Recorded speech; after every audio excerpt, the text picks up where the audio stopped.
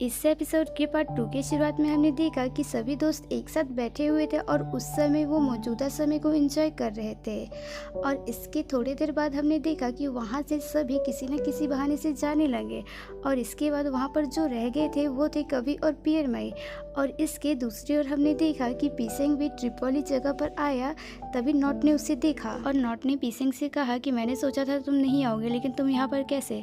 तो इस पर पीसेंग ने कहा कि दरअसल उस समय मुझे कोई ज़रूरी काम आ गया था, इसलिए मैं तुम सबके साथ नहीं आ पाया था।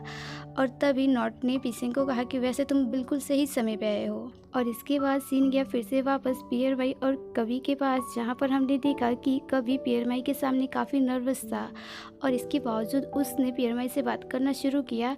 और इसकी दूसरी ओर हमने देखा कि नॉट और उसके जो दोस्त थे वो एक सीक्रेट कॉल के ज़रिए पियरमई और कवि की सारी बातें सुन रहे थे और वो उस पर हंस रहे थे। और उस दौरान वहाँ पर पीसेंग भी मौजूद था और पीसेंग को ये सब चीज़ें सही नहीं लग रही थी, इसलिए पीसेंग उनके पास गया और पीसेंग ने उन्हें रोकने की कोशिश की और कहा कि ऐसे चोरी चोरी किसी और की बात को सुनना सही नहीं है, लेकिन उन सब ने पीसेंग की बात नहीं मानी। और इसके दूसरी ओर हमने देखा कि कवि ने फाइनली अपनी फीलिंग पियरमई को बताई और उसने पियरमई से कहा कि दरअसल मैं तुमसे ये कहना चाहता हूँ कि मुझे तुम पे क्रश है और मैं तुम्हें बहुत पसंद करता हूँ।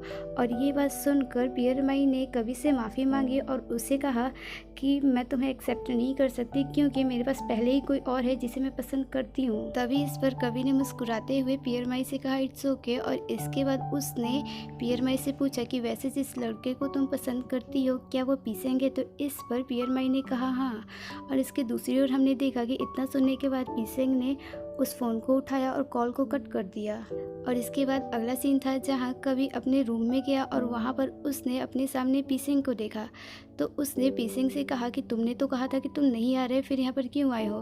तो इस पर पीसेंग ने कवि से कहा कि मैंने तो तुमसे ऐसा कुछ नहीं कहा था कि मैं नहीं आऊँगा।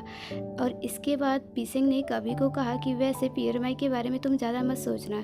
तो इस पर कवि ने चिढ़ते हुए कहा कि मुझे इसके बारे में कुछ नहीं सुनना, तुम इसके बारे में बात मत करो। तभी पीसेंग ने कवि से कहा क्या तुम मुझसे अच्छे से बात नहीं कर सकते। और उसने कहा कि मुझे तुम्हारी चिंता हो रही है इसलिए मैं तुम्हें कह रहा हूँ। तो इस पर कवि ने पीसेंग से कहा क्या मैं इतना बेचारा लग रहा हूँ जो तुम्हें ये ज़रूरत महसूस हुई कि तुम मेरी चिंता करो। और इतना कहने के बाद कवि वहाँ से जाने लगा और उसने अभी दरवाज़ा खोला ही था तभी सामने से नॉट आया और नॉट ने कवि से कहा कि हम नाइट क्लब में जा रहे हैं, क्या तुम हमारे साथ आना चाहोगे। तभी इस पर पीसेंग ने उसे मना करते हुए कहा कि अभी बहुत रात हो चुकी है इसलिए ये कहीं नहीं जाएगा। तभी कवि ने कहा कि मैं तुम्हारे साथ जाऊंगा। और इसके बाद नॉट ने पीसेंग से भी पूछा क्या तुम भी साथ आना चाहोगे। और इसके बाद अगला सीन था क्लब में, जहां हमने देखा कि वो सभी ड्रिंक कर रहे थे। और तभी उस दौरान नॉट ने कवि को कहा कि तुम्हें पियरमई की ज़्यादा चिंता करने की ज़रूरत नहीं है। और उसने कहा कि इस दुनिया में बहुत सारी लड़कियां हैं, तुम्हें कोई भी लड़की मिल सकती है।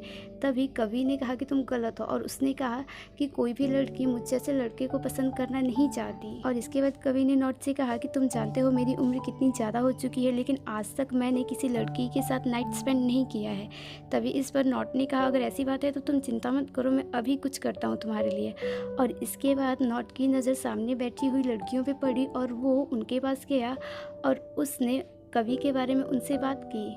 और इसके बाद हमने देखा कि कवि उस लड़की के साथ डांस करने लगा और उस दौरान वो लड़की कवि के साथ कुछ ज़्यादा ही चिपक रही थी। और इस बात को पीसेंग ने भी देखा और पीसेंग को बहुत गुस्सा आया, इसलिए पीसेंग कवि के पास गया और उसने उसके हाथ को पकड़ा और उसे अपने साथ बाहर ले आया। और तभी कवि ने पीसेंग को कहा कि मैं जानता हूँ कि तुम्हें बहुत खुशी मिलती है मेरी खुशियों को बर्बाद करके।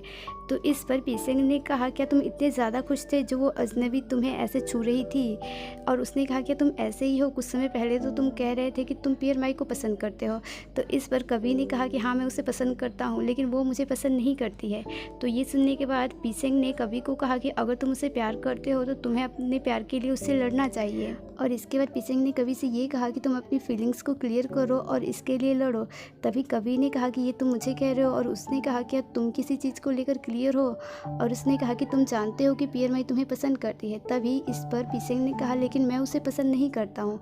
और हमने देखा कि उस दौरान इसी बहस को लेकर कवि थोड़ा एग्रेसिव हो गया था, तो पीसेंग ने उसे रोकने की कोशिश की। तो उस दौरान वो दोनों ज़मीन पे गिर गए और उस दौरान वो दोनों एक दूसरे के काफ़ी करीब थे। तभी हमने देखा कि पीसेंग कवि को किस करने ही वाला था। तभी कवि ने उसे रोका और कहा तुम ये क्या कर रहे हो।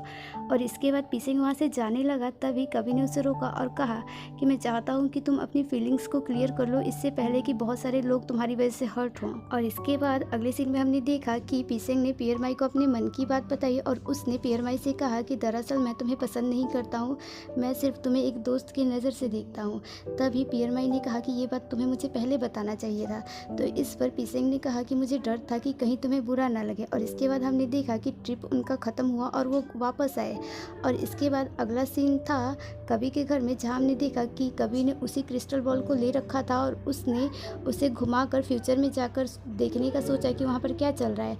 तभी उसे अंकल की कही गई बात याद आई, जिसमें अंकल ने कहा था कि अगर तुम्हें अपने प्रेजेंट को सुधारना है तो तुम्हें फ्यूचर के बारे में सोचना छोड़ना होगा। तो इसलिए कवि ने उस क्रिस्टल बॉल को नहीं घुमाया और उसने उस दौरान उस खिलौने को उठाया जो खिलौना उसे पीसेंग ने दिया था और वो उस खिलौने को देखकर मुस्कुरा रहा था। और ये एपिसोड यहीं ख़त्म हुआ।